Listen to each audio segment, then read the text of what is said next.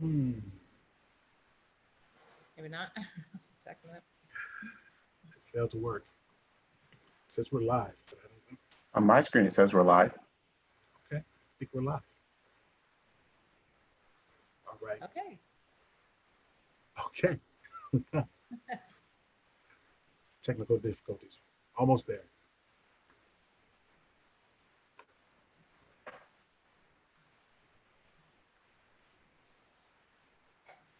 Okay. I think we're good to go. All right. Well, it's probably not the smoothest introduction here, but we're new to this, and I'm not interviewing for a job as a technician, a Zoom technician. But anyway, let's begin. Hello, everyone. My name is Kurtis Reese, a concerned citizen from Walnut Creek, California, and welcome to Conversations with Kurt. As many of you know, I'm running for the Walnut Creek City Council, but tonight is not necessarily about my campaign. What I want to do with these conversations with Curtis is actually have conversations with people throughout the community, people that have expertise in certain issues that I'm concerned about, and people that have interesting things to say about Walnut Creek, its past and its future.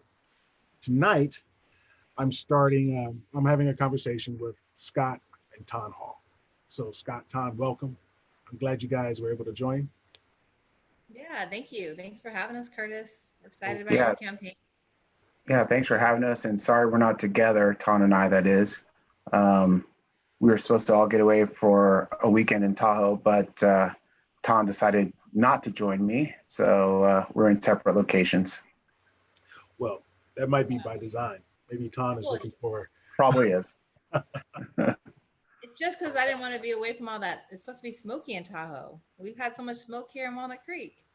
I know, That's the I only know. reason. I wanted to be with you, Scott. Is smoke code for Scott?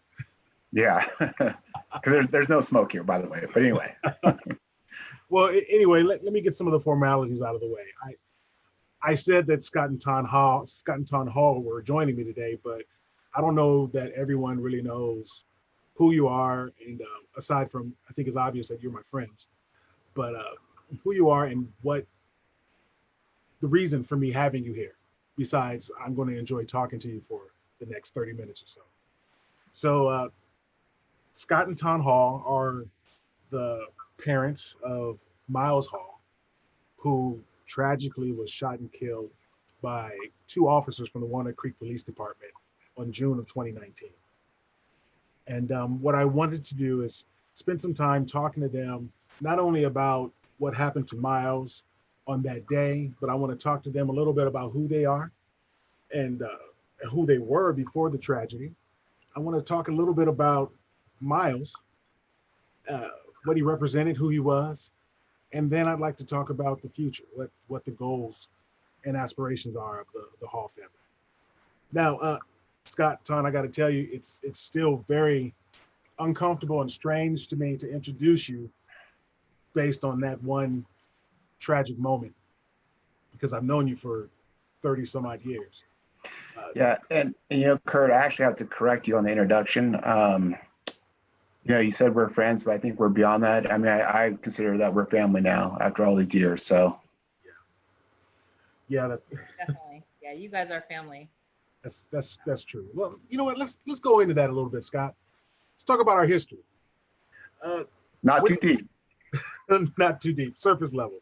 So what year did we meet? Boy, I feel like you're my wife asking me when our anniversary is.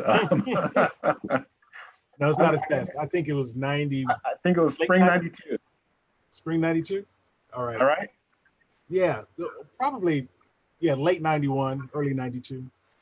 Took you, we weren't friends immediately. It took us a while, a couple of months of hanging out all the time before we realized that we were cool with each other. But, that's where the friendship began. But it was okay meeting you, but I started to like you better after you met Tom. Tom, when did you meet Scott? So I met Scott at San Diego State, and yeah, so we were, I guess, 1995. 95? No, that's when I graduated, huh? No. 93, 93. 93? All Okay. blur. Yeah, yeah. So I met him in 93 when I started going to San Diego State. Yeah. I asked that because I met you less than a week after you met Scott. So I've known you Right. both for several years. Yeah. And the, the reason I wanted to go back to when we met is because I'd like to talk about who you guys are and who you represent. You guys, from my perspective and the perspective of all of my friends, have always been known as the fun couple. I mean, you have substance, you're smart, there's things that you offer, but you guys always represented fun, happiness, joy. And I think back to some of the funniest moments in my life. Guess who was next to me? It was Scott. Sometimes it was his fault I was laughing so hard.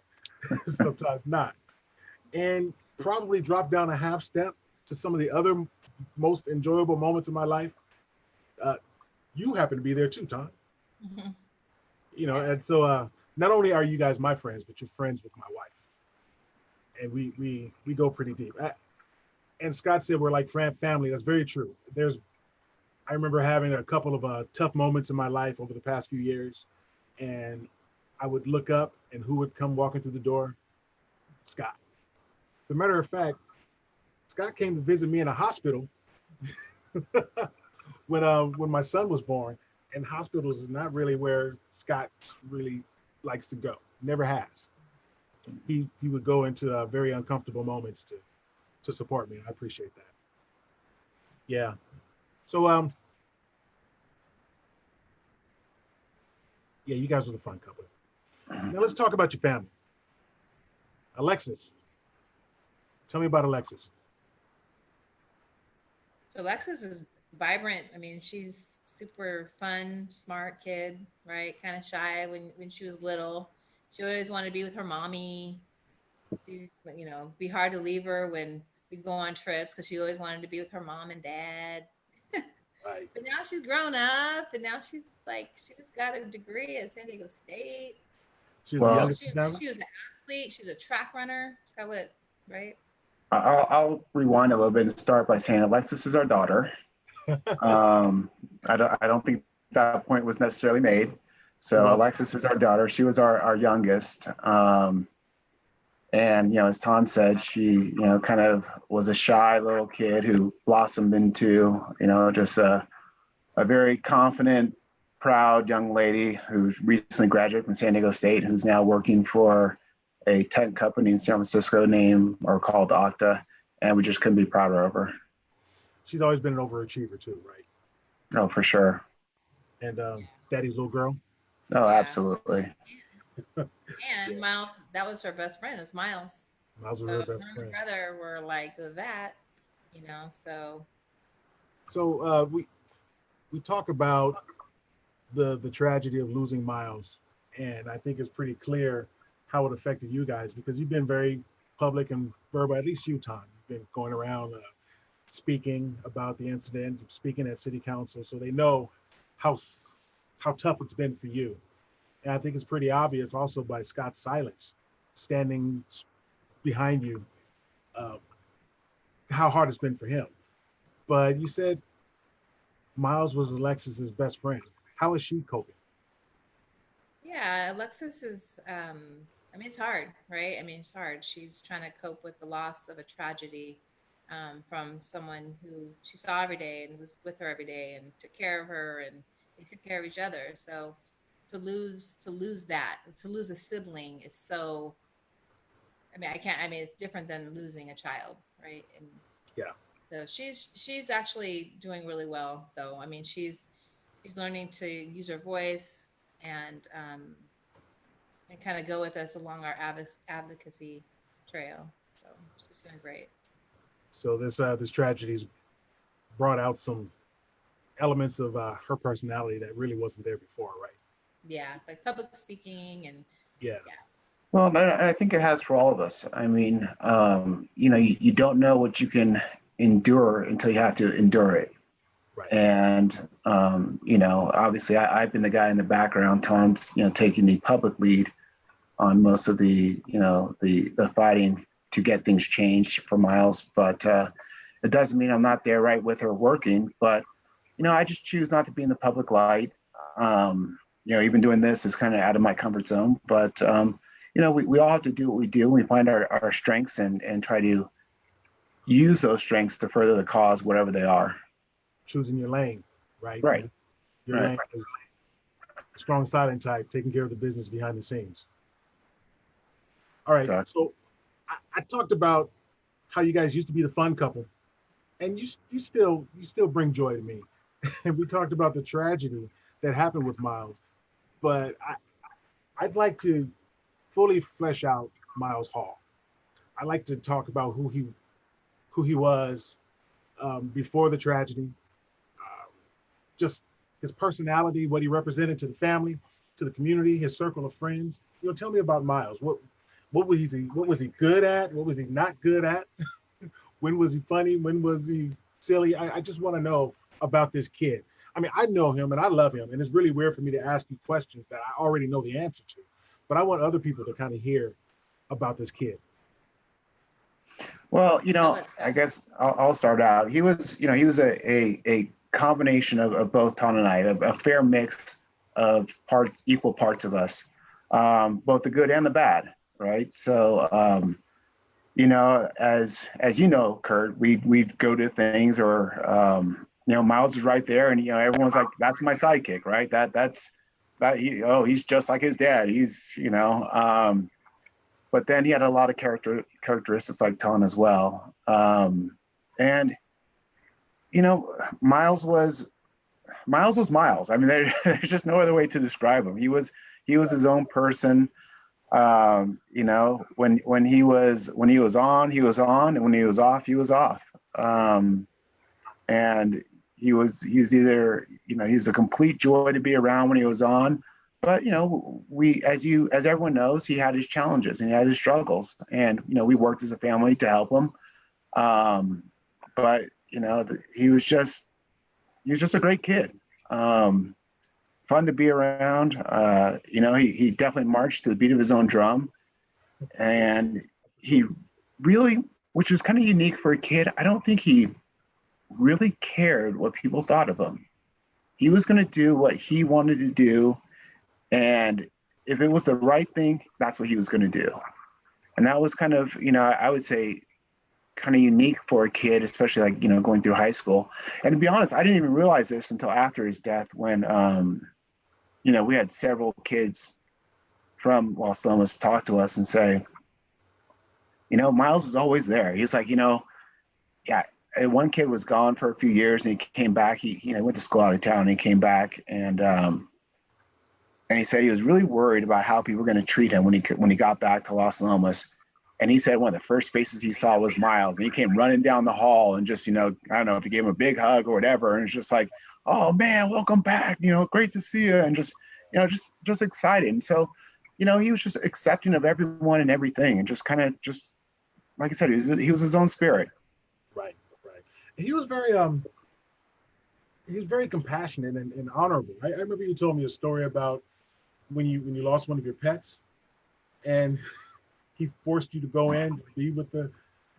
Well, yeah, I mean, you kind of summed it up earlier when you said I don't like hospitals. Now that doesn't just pertain to people; it pertains to any hospital, whether it's for people or for pets. And unfortunately, we had to put one of our dogs down. It was my favorite dog of all time. And the vet said, "Hey, we're okay, say your goodbyes, and then we'll put them down." And I was like, "Okay, we can do that."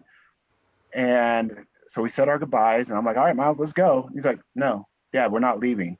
He needs us here." And he would not leave the room until the procedure was finished with that dog. It made me stay, which I was very uncomfortable with, but it was that's just who he was, right? He said his dog needed him, so he had to be there. Right. But he was always like that. He was For sure.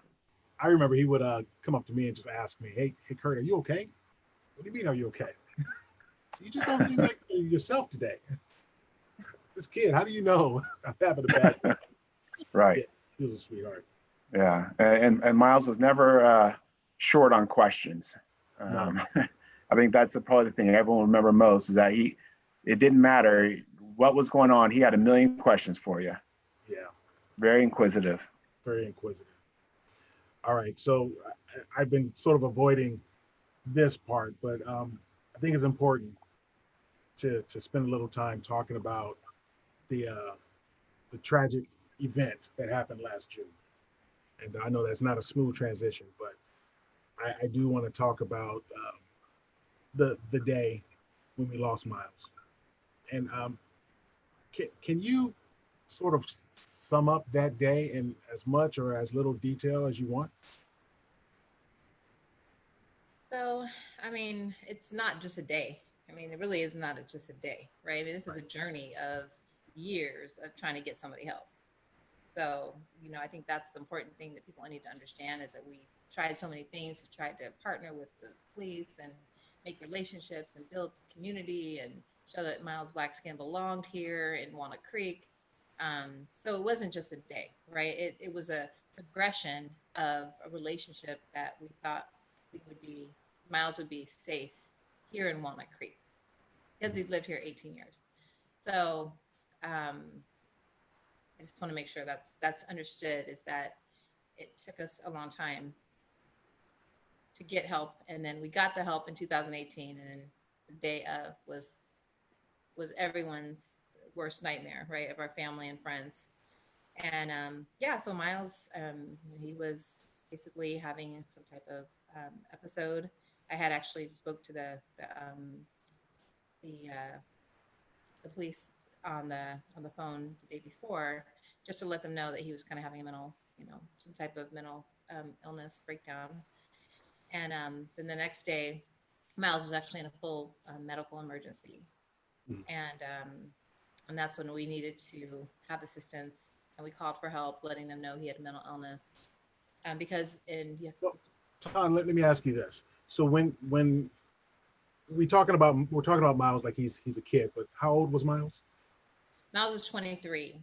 23. So he's your child, but he's a full grown adult at this point.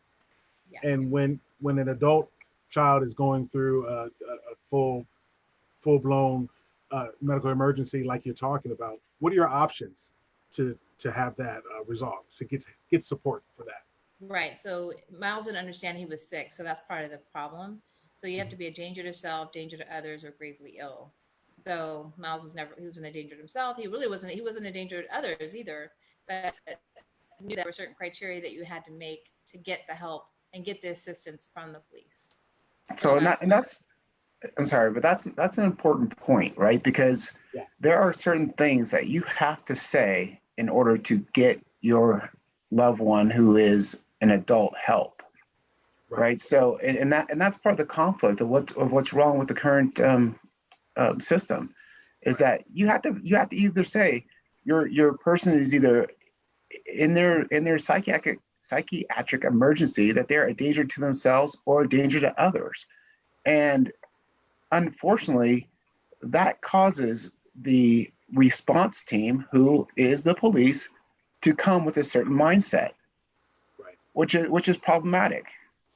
But so let's also, when you said those certain things to get the help and the response that you needed, it's not like you were just gaming the system, right? Isn't this information that you were coached on giving to get those services?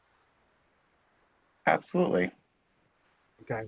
And, and then so who gave you this information? Like, not necessarily names, but is it, had you been talking to people that deal with this that told you, hey, the best way to get help is to call and say my son is a danger to himself, yeah. or how did you learn that? Yeah, I mean, I took a class, National Alliance of Mental Illness, and that was one of the things we talked about was the danger to others or danger to others. That's when you get the police, you have to say certain things. So I remember at one point, one lady told me, she's like, "You have to say whatever you have to say to get them help." But of course, the lady was telling me, I'm sorry, that she didn't have an African American son either, right? So Right. it's kind of it's yeah. I felt like somehow we were safe here in Wanna Creek. Right. Right. So when, and in my estimation, it seems like if you call and you say those things, like he's being a danger to himself, he's a danger to others, when like now afterwards, when you're assessing what happened that day, doesn't the story kind of get skewed?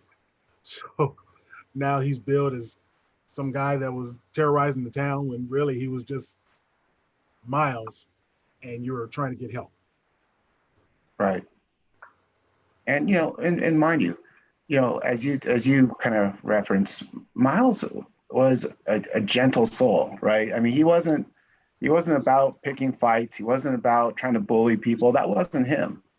Now, he was in a he was experiencing a severe mental crisis at the time, Mhm. but yet that still is not in his nature to try to hurt somebody. Right. Right. And That's so, never ever been the case, right? And even that day, he wasn't trying to hurt anybody. You right. know, break a Right. window doesn't mean that, you're trying to hurt a person, right? But he was having a delusion. Okay. So in a recent city council meeting, I talked about your why, and I said that you from the very beginning, or since Miles's death, you guys had two whys. Number one was justice for Miles Hall, but number two was also uh, putting things in place to ensure that no one ever had to experience what Miles experienced again. Now, was I accurate in saying those things, or were there other motivations for you as well? No, that's it. I mean, our consistent goal has been to change the system so this doesn't happen to another family. No more, no less, right? We want to make it so it's better for the next family who has to go through something like this. And when I say go through something like this, I don't mean their child getting shot by the police. I mean they have a loved one in a mental health crisis who needs help, and the help should be help, not what happened to Miles. So I think And that's an important point, Scott. I'm sorry to cut you off. I didn't mean that. I think it's an important point because when we talk about how the system failed Miles, I think often people think you're just referring to the police, but it sounds like you're talking about more than just that. Like maybe the system failed him before we even got to that day.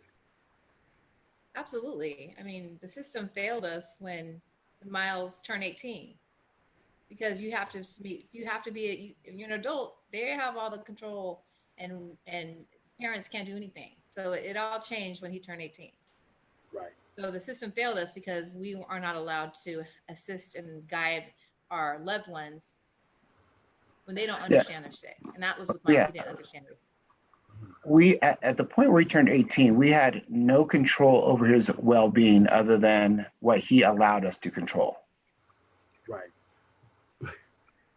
Which is, but he's not in a position to determine what should be controlled. Exactly. Exactly. All right. Okay. So let's transition. We know what the problem Well, is. and Kurt, I'm sorry, but one more thing. I made this clear. Again, I haven't been the one out in front, speaking at city council or public generally. But one thing I made clear to the few members of city council that I did meet with face to face is that Taun and I have been members of this community since 2001. We moved to Walnut Creek, and we're still members of this community. Right. And our whole goal, like I said, is to prevent this from happening to someone else, to prevent this from another family having to go through this.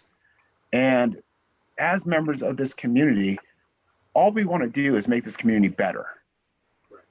Right. So, and I think that gets lost sometimes. I think people think we have a different agenda. We don't. We want to prevent this from happening to another person, which in and of itself makes our community better. Right. And that really aligns with what my next question was going to be, because it's no secret I'm running for city council, and I want to know, what do you need and want from the city to help you to make things better? Like, what can I do as a member of city council, mind you, I'll have one vote, so it's not like I can wave a magic wand and make things happen. But what types of things are you looking for from the city? I would say for me would be, just having compassion, urgency, urgent leadership. When we went to city council, it was like we were going there for 4 months before anyone really addressed our issues, or not issues, but addressed us. So I would say just having leadership that's listening, that is making change, that wants to do something right away. That was missing for us, the urgency. What about you, Scott? Yeah, I mean, I think to an extent, and maybe this wasn't their intent or anything like that, but I feel like that we were the ones in the wrong, right? It's kind of like the feeling I had in terms of our interactions with the city, that we were the ones causing problems, that we were the ones, you know, who were, again, the ones in the wrong. Like it's like, well, actually, I think we're the victims here of a failed system. And so to be in that situation where you feel like you're treated as a problem as opposed to a victim it hurt. Yeah, right. And That's so, a good way to sum it up, Scott. Yeah. would you say, Tom? I said that's a good way that he put that. I mean, that's perfect. Yeah. Right, right. And I And don't think. Go ahead. listen, we've been on a long road, right? And we've covered a lot of ground. Now I'm not meaning tonight, but generally since what happened to Miles, and we've learned a lot. And we've learned that the city isn't necessarily the final answer in terms of implementing what we're trying to do, Yeah, but they don't have to be an impediment to it either, right. right? I mean, we understand that it's going to take more than just Walnut Creek. There are resources throughout the county and state that need to be pulled into this. But at the same time, the city shouldn't be a roadblock. I mean, we on I can't remember the first city council meeting that we attended, but from that point forward, we should have been working with the city hand in hand to try to make things better, as opposed to what transpired, which was, I think, and I hate to say it, just to say it, that our asks were kind of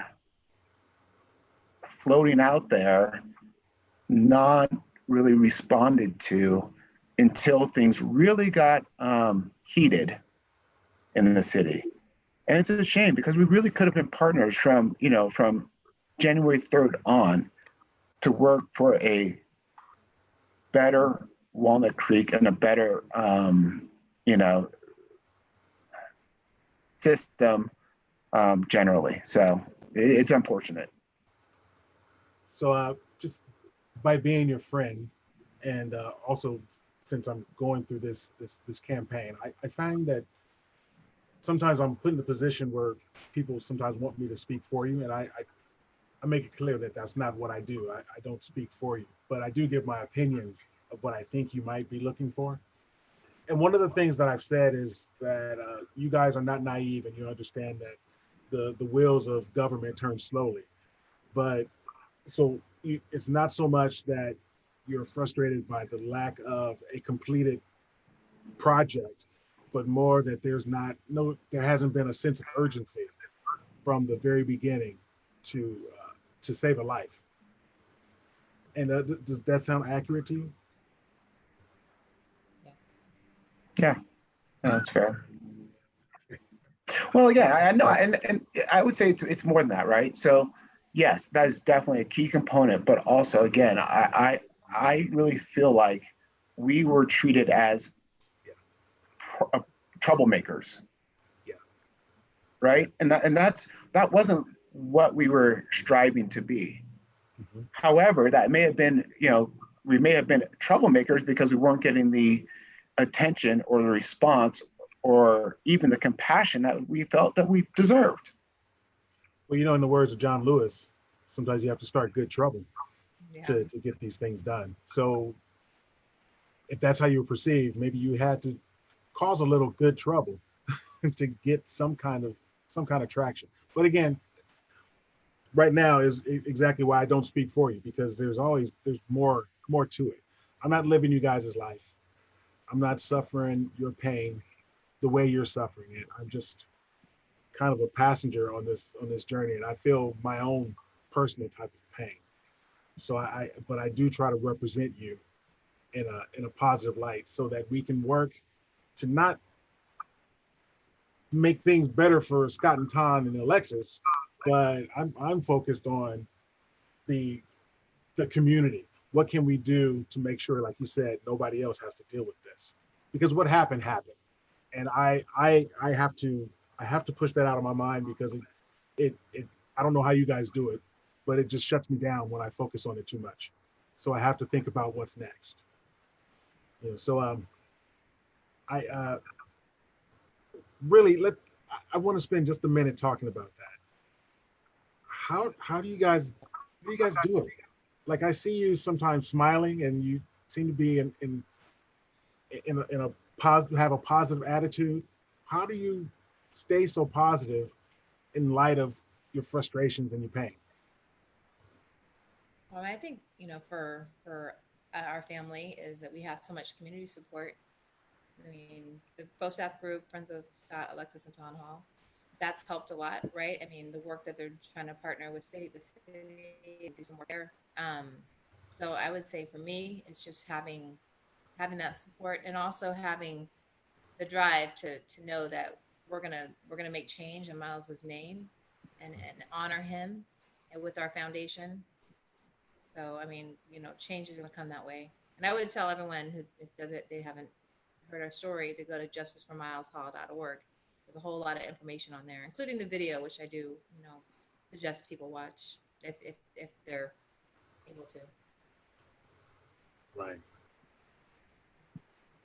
So what my focus is, there's a lot of different things I think that I can do if elected uh, to support this effort to make things better. But the thing I'm trying to focus on is finding an alternative service that can provide some kind of a response, skilled response to mental health calls.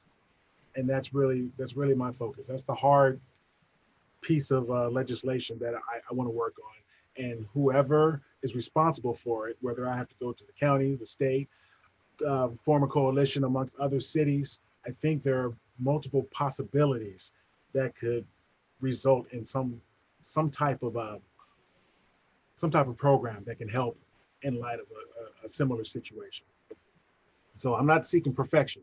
I'm seeking something that's good. And what I'd like to do is ask you to be a resource that I can reach out to as I progress through this, and get your opinions on different things, different ideas that I may have. I'd like to, in all aspects of being a leader in the city council, I always want to reach out to the community and talk to people that are most affected by things so I can make sure I'm making the right decisions. But in regards to mental health, I want to reach out to you, and you have other professionals that are highly skilled in this area. And I'd like to work with you to come up with some positive solutions. I think together we can do something that's really good for the city. And I think it'll be an opportunity to honor Miles's name and honor your efforts to make things better for the community. You know, That's all we want to do. And, as I said from day one, that's been our goal, right? Since the day Miles died, is to just, make it better for the next family. So we're with you, whatever you need, obviously. all right. Okay. So with So that, go with ahead. that, transitioning a little bit, and I've already said way more than I ever intended to, because, I'm not the speaker of the family. I leave that to my lovely wife. But, Kurt, as we began this journey of you running for city council, you and I talked, and we talked quite a bit about it, and, the good, the bad, what it's going to be like, reality of it. And, I know we started talking to accomplish just what you said, right?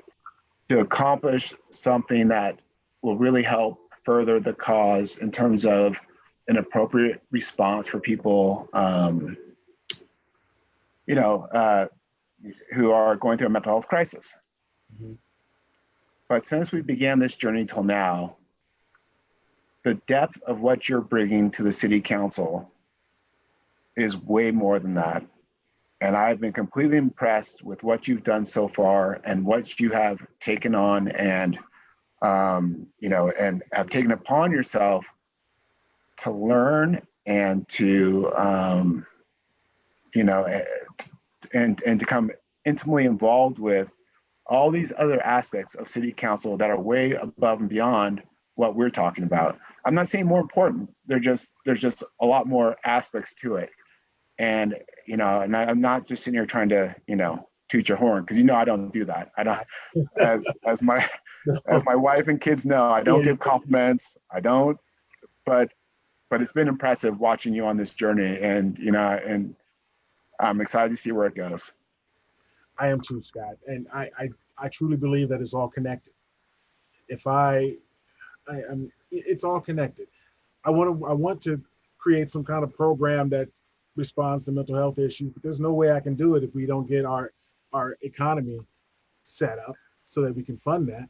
And there's no way we can get the economy set up so we can fund that if we don't do something to support local businesses so that they can be functional and stream revenue to the city. And I mean, it's all interconnected. That's why it was so hard for me to make this decision, because I knew it's going to take a massive effort and a lot of my personal energy to do this and do it right. I really want to do it right. I want to do what's right for you guys, but I want to also do what's right for the city, my family, and everyone that can be affected by any decision I make. So I appreciate the compliment. That's like the second one in 30 years. I appreciate it. Taun, thank you. Thank you for all that you're doing. You're stepping way outside of your comfort zone. And I think you're doing a really good job with that. And I'm starting to at least recognize some of the energy that you have to expel to do the things that you're not accustomed to do, because I'm doing some of that too. Of course, on a different level, but I do recognize that. So I really appreciate you. I appreciate you both. Yeah. Well, we appreciate, like Scott was saying, just your leadership and your stepping out, right? And your why. Your why, I think, is so important for so many people. Hopefully they can see how genuine you are and how you really care, but how smart you are. I mean, you have a lot to bring to the table for sure. So. All right. Okay. I think we complimented each other enough. And I really appreciate your time. I'm thankful for anybody that took the time to listen to us. And I'm looking forward to the next week. I'm looking forward to the future. We've got some good things coming, people. All right, Scott and Taun, I love you both. Bye. Thanks, bro. Bye. You too. Bye, guys. Bye. Bye.